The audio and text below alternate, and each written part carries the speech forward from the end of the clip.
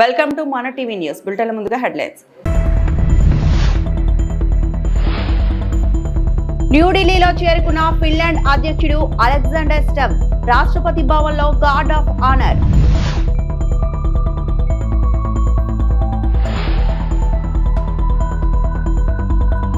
వంద రోజుల తర్వాత మళ్లీ సభలోకి ఏపీ పీఎస్సీ సవరణ బిల్లు పాస్.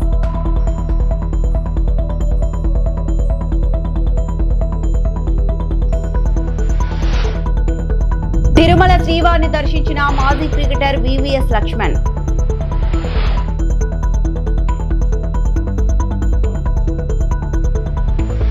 ఫిన్లాండ్ అధ్యక్షుడు అలెగ్జాండర్ స్టబ్ రాష్ట్ర పర్యటనలో భాగంగా న్యూఢిల్లీకి చేరుకున్నారు. ఆయనకు న్యూఢిల్లీలో ఘన స్వాగతం లభించింది. రాష్ట్రపతి భవన్లో ఫిన్లాండ్ అధ్యక్షుడు అలెగ్జాండర్ స్టబ్ రాష్ట్ర పర్యటనలో భాగంగా న్యూఢిల్లీకి చేరుకున్నారు. ఆయనకు ఢిల్లీలో ఘన స్వాగతం లభించింది. రాష్ట్రపతి భవన్లో అధ్యక్షుడు స్టబ్ కు ఔపచారిక స్వాగతం కార్యక్రమం నిర్వహించి గార్డ్ ఆఫ్ ఆనర్ అందజేశారు.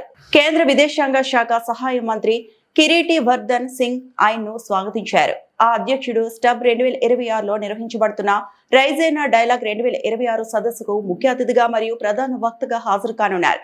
ఈ సదస్సులో అంతర్జాతీయ రాజకీయాలు, భద్రతా అంశాలు మరియు ప్రపంచ సహకారం వంటి కీలక విషయాలపై చర్చలు జరగనున్నాయి. ఈ పర్యటన భారత్, ఫిన్లాండ్ మధ్య ద్వైపాక్షిక సంబంధాలను మరింత బలోపేతం చేస్తుందని అధికారులు పేర్కొన్నారు.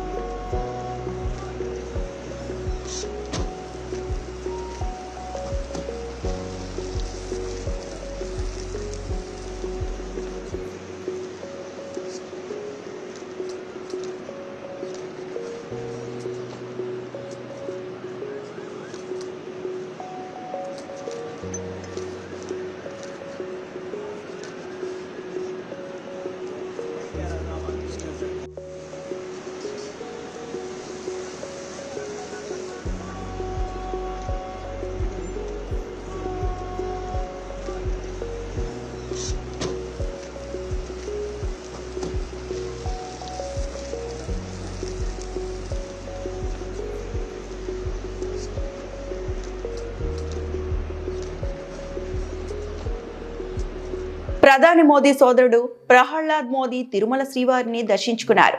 శ్రీవారి దర్శనార్థం కుటుంబ సభ్యులతో కలిసి తిరుమలకు చేరుకున్న వీరు విఐపి బ్రేక్ ప్రారంభ దర్శన సమయంలో శ్రీవారిని దర్శించుకున్నారు.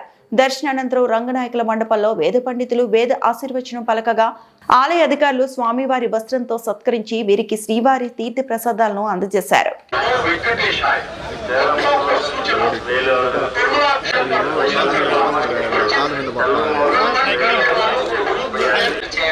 సామాజిక మాధ్యమాల్లో పోస్ట్ చేయడం నిషిద్ధం. చట్టపరమైనటువంటి చర్యలు తీసుకోబడతాయి. వెంకటేశాయ பக்தர்களுக்கு அறிவிப்பு. திருமலையில் அரசியல் சார்ந்த முறைகள் நிகழ்த்துவது, எதிர்ப்புக்குரிய காட்சிகளை உருவாக்கி சமூக ஊடகங்களில் பதிவிடுவது கடுமையாக தடை செய்யப்பட்டுள்ளது.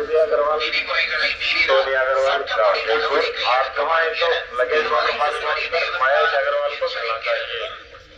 ప్రకాష్ గారు, అఖిలేష్ గారు, ఇప్పుడు బళ్ళారి శ్రీవారి ఆలయం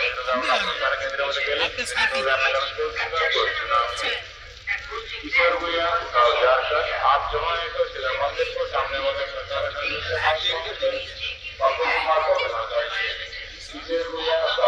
बीट दिया वाइड फ्रेम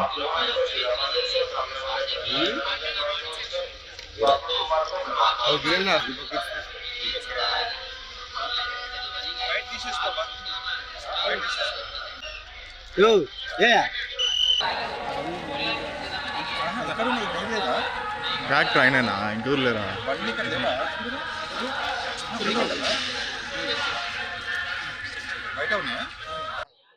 आज मैं प्रहलाद दामोदर दास मोदी और मेरे परिवार, मेरे मित्र सर्कल बालाजी तिरुपति के दर्शन के लिए आए हैं। बालाजी के चरणों में हमने प्रार्थना की है कि मिडल ईस्ट में जो अभी संजोग खड़े हुए हैं उसको जल्द से जल्द शांत हो जाए, ऐसी मेरी प्रार्थना है। और रशिया और यूक्रेन का जो युद्ध चल रहा है उसको भी शांत किया जाए, ऐसी मेरी प्रार्थना है। और भारतवर्ष शॉर्ट टाइम के अंदर विश्व गुरु का पद संपादन करे और नरेंद्र भाई की आयु बढ़ती रहे, यही मेरी प्रार्थना है। धन्यवाद। మాజీ క్రికెటర్ వివిఎస్ లక్ష్మణ్ తిరుమల శ్రీవారిని దర్శించుకున్నారు. శ్రీవారి దర్శనార్థం కుటుంబ సభ్యులతో కలిసి తిరుమలకు చేరుకున్న వీరు విఐపి బ్రేక్ ప్రారంభ దర్శన సమయంలో శ్రీవారిని దర్శించుకున్నారు. దర్శనానంతరం రంగనాయకుల మండపంలో వేద పండితులు వేద ఆశీర్వచనం పలకగా ఆలయ అధికారులు స్వామివారి వస్త్రంతో సత్కరించి వీరికి శ్రీవారి తీర్థ ప్రసాదాలను అందజేశారు.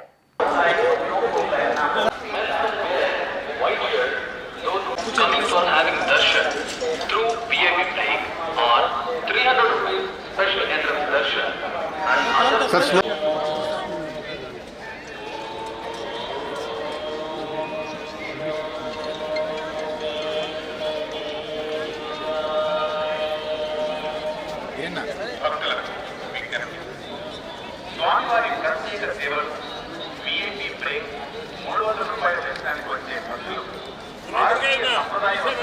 తప్పనిసరిగా పాటించవలసిందిగా కోరడమే. అనగా పురుషులు తెల్లని చొక్కా, తెల్లని పంచ లేదా ధోవతి, అలాగే స్త్రీలు చీర లేదా ధోతితో కూడిన చుడిదార్లు మాత్రమే ధరించవచ్చు. ఏపీ పబ్లిక్ సర్వీస్ నియామకాల సవరణల బిల్లుకు శాసనసభ ఏకగ్రీవంగా ఆమోదం తెలిపింది. 2025 సెప్టెంబర్ 27న శాసనసభలో ఆమోదం పొందిన ఈ బిల్లు మండలికి వెళ్లింది. అక్కడ బిల్లును చర్చకు తీసుకోలేదు. 100 రోజులు దాటడంతో మళ్లీ బిల్లును మంత్రి లోకేష్ శాసనసభలో ప్రవేశపెట్టారు. ఫ్యాక్షన్ రాజకీయాల వల్ల నష్టపోయిన వారి కోసం ఈ బిల్లు ప్రవేశపెడుతున్నానని లోకేష్ తెలిపారు. వైకాపా హయాంలో రాష్ట్రంలో ఫ్యాక్షన్ హత్యలు జరిగాయని, బీసీ వర్గానికి చెందిన తోట చంద్రయ్యను కిరాతకంగా హత్య చేశారని ఆరోపించారు. చంద్రయ్య కుమారుడికి ఉద్యోగం ఇచ్చే బిల్లును ఆమోదించాలని కోరారు. ఈ బిల్లుకు శాసనసభ ఆమోదం తెలిపింది. శాసనసభ సెప్టెంబర్ 27, 2025 నాడు ఈ బిల్ని పాస్ చేసి శాసన మండలికి పంపిస్తాం జరిగింది అధ్యక్ష. శాసన మండలిలో ఈ బిల్ హౌస్లో లే అవుతాం జరిగింది అధ్యక్ష. దాని తర్వాత 100 రోజులు పూర్తయినాయి కనుక తిరిగి ఈ బిల్ మళ్ళీ శాసనసభకు వచ్చింది అధ్యక్ష. ఫ్యాక్షన్ రాజకీయాలకి ఆంధ్ర రాష్ట్రం అనేది ఒక అడ్రస్గా ఉండేది అధ్యక్ష. అలాంటిది 1995లో గౌరవ ముఖ్యమంత్రి శ్రీ నారా చంద్రబాబు నాయుడు గారు అధికారంలోకి వచ్చినప్పుడు ఏ పార్టీ అని చూడకుండా ఫ్యాక్షన్ రాజకీయాలకి ఫుల్ స్టాప్ పెట్టాలన్న లక్ష్యంతో ఆనాడు ఆయన ఒక యుద్ధం ప్రకటించారు అధ్యక్ష. ఒక పక్కన ఫ్యాక్షనిజం, ఇంకో పక్కన నక్సలిజం పైన కూడా ఆయన పోరాడారు అధ్యక్ష. అధ్యక్ష 2004 తర్వాత అధ్యక్ష ఆనాటి ముఖ్యమంత్రి రాజశేఖర్ రెడ్డి గారు ఆయన అధికారంలోకి వచ్చిన మొదటి 2 సంవత్సరాల్లో సుమారుగా 164 మంది తెలుగుదేశం పార్టీ కార్యకర్తల్ని అతి దారుణంగా కిరాతకంగా చంపేస్తాం జరిగింది అధ్యక్ష. ఇది ప్రత్యేకంగా ఆనాడు ఉమ్మడి అనంతపూర్ జిల్లాలో జరిగింది అధ్యక్ష. ఇక్కడ పెద్దలు చాలా మంది సీనియర్ శాసనసభ్యులు కూడా ఉన్నారు. ఆనాడు బృందం వేసి వీళ్ళు వెళ్ళి అక్కడ ఒక కుటుంబాన్ని పరామర్శించడానికి వెళ్తే అధ్యక్ష ఆ క్షణంలోనే మళ్ళీ ఇంకో ఫోన్ వచ్చి ఇంకో కుటుంబంలో కూడా హత్య జరిగింది, ఆ కుటుంబాన్ని కూడా మీరు కలవాల్సి వస్తుంది, వెళ్ళండి కలవండి అని చెప్పారు అధ్యక్ష. అలా ఎన్నో హత్యలు జరిగినాయి.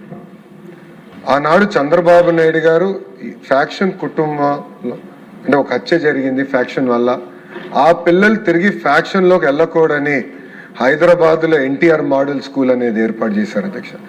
ఆ పిల్లల్ని సొంత పిల్లల్ని చదివించే విధంగా, అంటే నాకు కూడా అంత సమయం ఆయన ఎప్పుడు కేటాయించలేదు, కానీ ఫ్యాక్షన్ దాడిలో చనిపోయిన ఎవరైతే ఉన్నారో వాళ్ళ పిల్లల్ని చదివించడానికి గౌరవ ముఖ్యమంత్రి గారు పర్సనల్ తీసుకుని ఆల్మోస్ట్ నెలకు ఒకసారి వెళ్ళి ఆ పిల్లలతో మాట్లాడి కౌన్సిలింగ్ చేసి మీరు ఫ్యాక్షన్లోకి వెళ్ళొద్దు అని చెప్పడం జరిగింది అధ్యక్ష. భారతదేశ చరిత్రలో ఏ రాజకీయ పార్టీ ఇది చేయలేదు అధ్యక్ష. కేవలం ఒక తెలుగుదేశం పార్టీ ఒక బాధ్యతగా అది ముందలు తీసుకెళ్ళింది అధ్యక్ష. సో ఏ పార్టీ అయినా అవ్వచ్చు, ఏ పార్టీకి సంబంధించిన వాళ్ళు అవ్వచ్చు, కానీ ఫ్యాక్షన్ రాజకీయాలకి ఫుల్ స్టాప్ పెట్టాలి అధ్యక్ష. తిరుమల లడ్డు కల్తీ అంశంపై శాసనమండలిలో జరిగిన చర్చలో మంత్రి నారా లోకేష్ మాట్లాడారు. లడ్డూలో కల్తీ జరిగిందా లేదా అనేది తప్ప వైకాపా సభ్యులు మిగిలినవన్నీ మాట్లాడుతున్నారు. కల్తీ జరిగిందని సిబిఐ నివేదికలో స్పష్టంగా ఉంది. వైవి సుబ్బారెడ్డి కూడా దీనిని ఒప్పుకున్నారు. ప్రస్తుతం మార్కెట్లో నెయ్యి ధర పెరిగింది. వాళ్ళు చేసినట్లు మేము కూడా కల్తీ చేసిన నెయ్యి వాడాలా? తప్పు చేసిన వారిని దేవుడు వదిలిపెట్టడు అని లోకేష్ మండిపడ్డారు. కామన్ సెన్స్ ఉండాలి. నంబర్ 2. నంబర్ 3 అధ్యక్ష, మళ్ళీ నేను ఛాలెంజ్ చేస్తున్నా అధ్యక్ష, మీరు అనుమతి ఇచ్చింది చర్చ పైన లడ్డూలో కల్తీ జరిగిందా లేదా అది తప్ప అన్ని మాట్లాడతారు అధ్యక్ష. సిబిఐ చార్జ్ షీట్ లో మాధవ్ గారికి కామన్ సెన్స్ తక్కువ అనుకుంటా. సిబిఐ రిపోర్ట్ లో చాలా స్పష్టంగా కల్తీ జరిగింది అని వచ్చింది. వైవి సుబ్బారెడ్డి గారు కల్తీ జరిగిందని వచ్చింది చెప్పమనండి. రెండోది ఈరోజు ఏమంటున్నారు అధ్యక్ష వీళ్ళు తెలియపోవచ్చు. ఇప్పుడు మార్కెట్ ప్రైస్ పెరిగింది. నెయ్యి కల్తీ చేసి నెయ్యి సప్లై చేయమంటారా 300 రూపాయలకి? వాళ్ళు చేసినట్టు నెయ్యిని కల్తీ చేసి సప్లై చేయమంటారా? ఈ రోజు కామన్ సెన్స్ గూగుల్లో చెక్ చేయొచ్చు ఎంతుందో మార్కెట్ ప్రైస్ మీకు తెలుసు. కావాలని ఆరోపణలు చేశాను మీరున్నారు ఇక్కడ. మళ్ళీ చెప్తున్నా నాకు కానీ మా కుటుంబం కానీ అపారమైన గౌరవం దేవుడు అంటే. మేము ఏనాడు మాకు రైట్ ఉన్నా ముఖద్వారం నుంచి నడవాలా, క్యూ కాంప్లెక్స్ నుంచి వెళ్ళే ఘనత మాది. మీ నాయకుడు కనీసం సంతకం పెట్టాలా? మీరే మారుతారు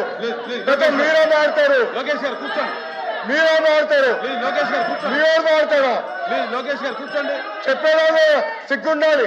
కల్తీ జరగలేదంటారా? దేవుడు వదిలిపెట్టాడు. మాధవ్ చెప్తున్నా, దేవుడు మిమ్మల్ని వదిలిపెట్టాడు. టైం ఎంత వేసుకో బ్రదర్.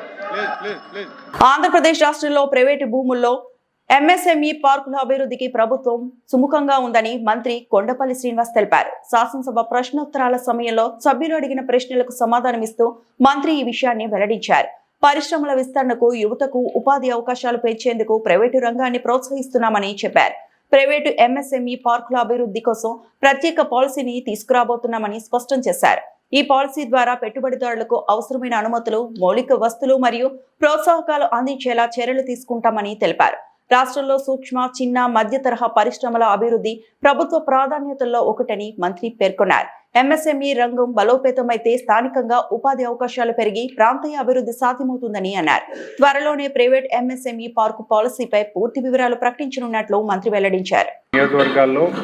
ప్రతి నియోజకవర్గంలో ఒక ఎంఎస్ఎంఈ పార్క్ కానీ, ఒక ప్లాటెడ్ ఫ్యాక్టరీ కాంప్లెక్స్ కానీ ఏర్పాటు చేయడానికి ఒక ఆదేశాలు ఇవ్వడం జరిగింది. దానికి అనుగుణంగానే 100 ఎంఎస్ఎంఈ పార్కులు ఆల్రెడీ ఫౌండేషన్ అండ్ ఇనాగ్రల్ కూడా చేయడం జరిగింది అధ్యక్ష.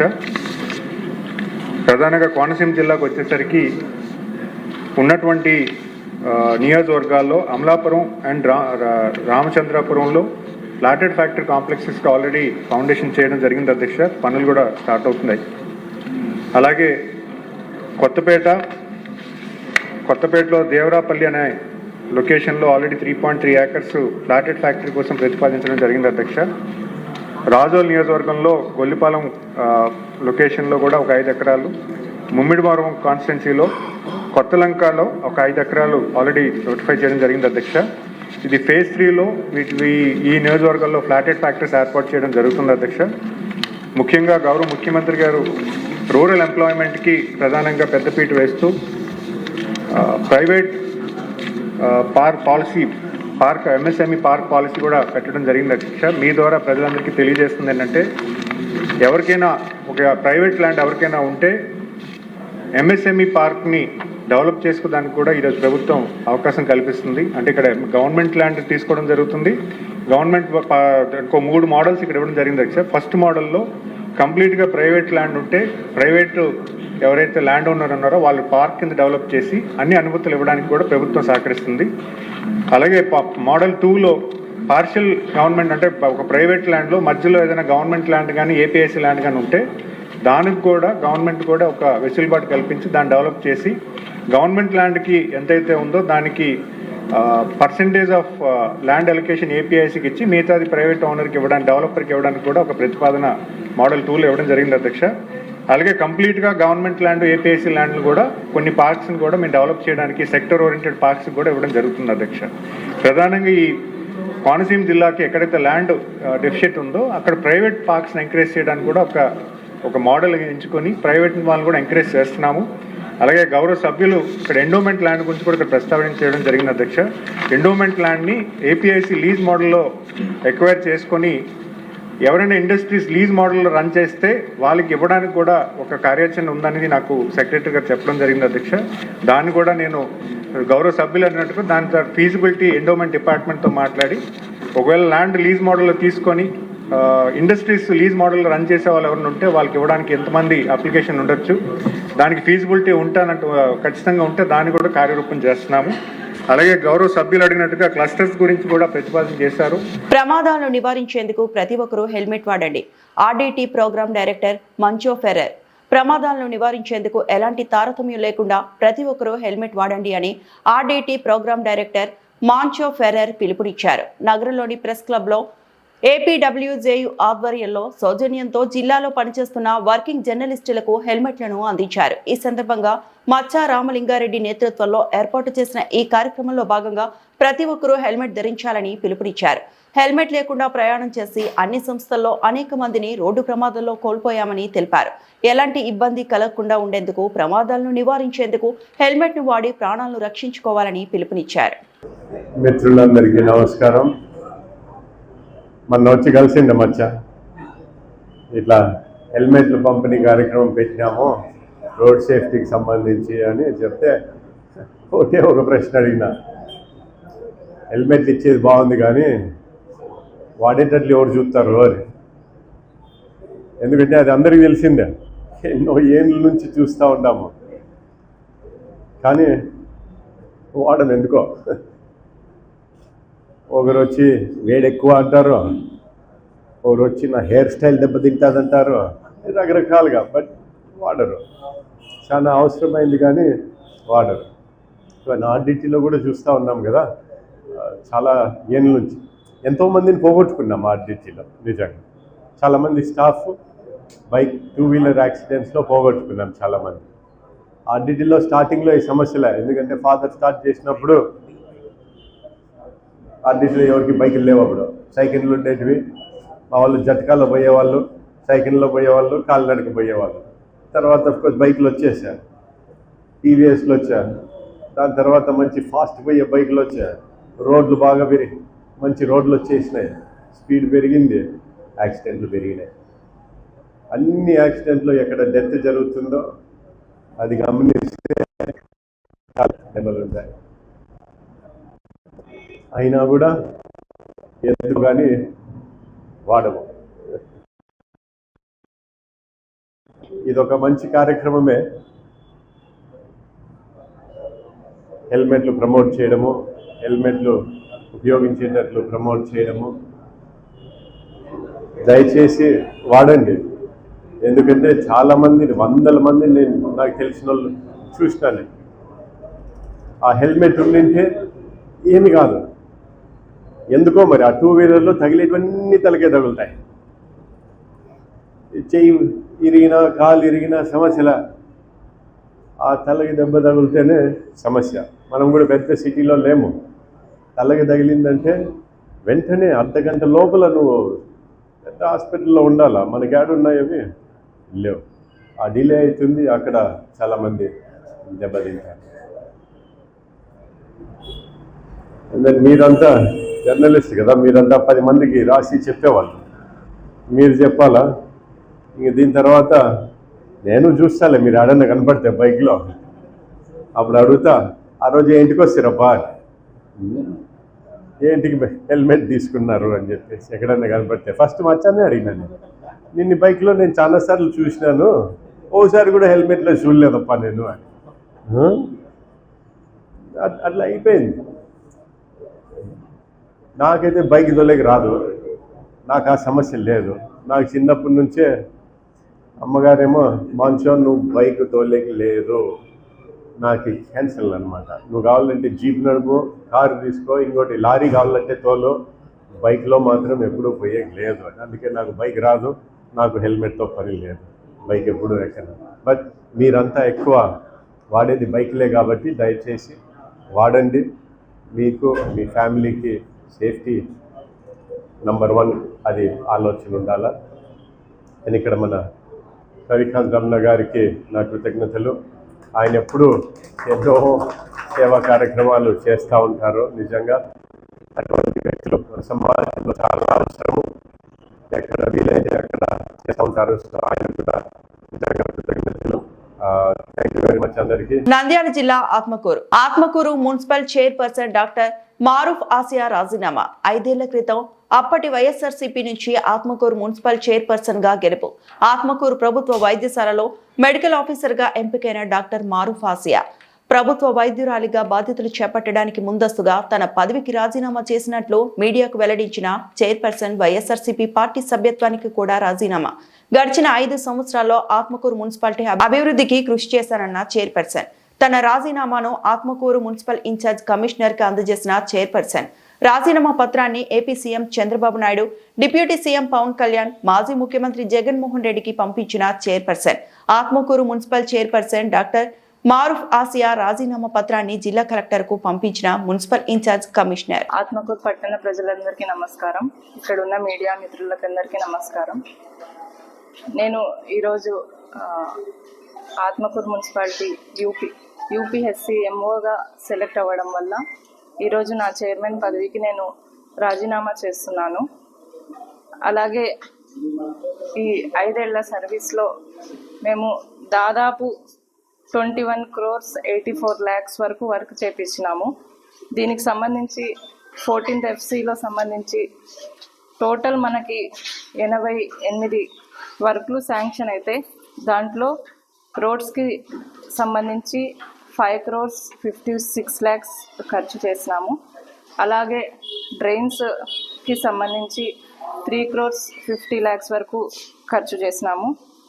స్పెషల్ గ్రాంట్ కింద మనకి 10 వర్కులు శాంక్షన్ అయితే దాంట్లో వచ్చేసి మనం రోడ్స్కి 6 కేటాయించినాము, డ్రైన్స్ 4.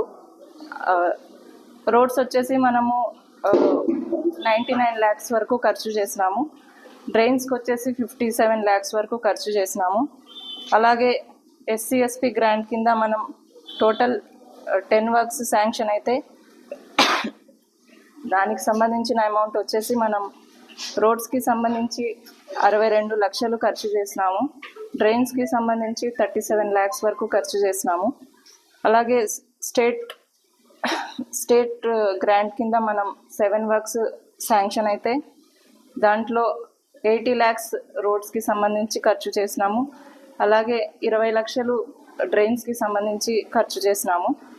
గడప గడప మన ప్రభుత్వం కింద మనం 83 వర్క్స్ శాంక్షన్ అయితే దాంట్లో దాదాపు 1,55,00,000 రోడ్స్కి సంబంధించి ఖర్చు చేసినాము. డ్రైన్స్కి సంబంధించి 1 crore 4 lakhs వరకు ఖర్చు చేసినాము. అలాగే 15th FC కింద మనం 63 వర్క్స్ శాంక్షన్ అయితే దాదాపు 2,17,00,000 వరకు రోడ్స్కి సంబంధించి శాంక్షన్ చేసినాము. అలాగే డ్రైన్స్కి సంబంధించి 2 crores 17 lakhs వరకు శాంక్షన్ చేసినాము. అదర్ వర్క్స్ కింద మనం 15th FCలో తీసుకున్నాము. దాదాపు అది 2 crores 25 lakhs వరకు ఖర్చు చేసినాము. అదర్ వర్క్స్ అంటే ట్రాక్టర్స్ కొనడము, బిన్స్, లైట్స్, రిపేర్స్ చిన్నవి ఇవన్నీ మనం 15th FC కింద చేసుకున్నాము.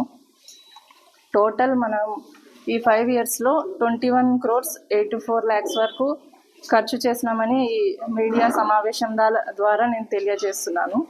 ఈ 5 ఏళ్ళు నాకు సహకరించిన ప్రతి ఒక్కరికి నేను ధన్యవాదాలు తెలియజేస్తున్నాను.